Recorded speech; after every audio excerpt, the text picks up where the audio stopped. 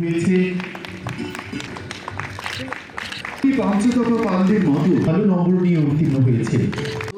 পরবর্তীতে ভারতে আমরা যদি দেখি আজকের দিনে দাঁড়িয়ে আমাদের মেয়েরা অনেক স্বনির্ভর হয়েছে। আরও প্রয়াস সরকারের তারা যেন নিজের পায়ে দাঁড়াতে পারে আর্থিকভাবেও সামাজিকভাবেও। আমরা ত্রিপুরায় যারা আছি আমরা গর্ববোধ করি আমাদের মেয়েদের উপরে। আজ আমাদের ত্রিপুরাতে যারা সুনামের সঙ্গে ত্রিপুরাকে রিপ্রেজেন্টেটিভ করছে তার মধ্যে দীপা কর্মকার, আমাদের লক্ষ্মিতা রিয়াং, মৌসুমী, অস্মিতা, এরকম অনেক মেয়েরা যারা ত্রিপুরার নাম উজ্জ্বল করেছে। সুরভি আপনারা সবাই জানেন।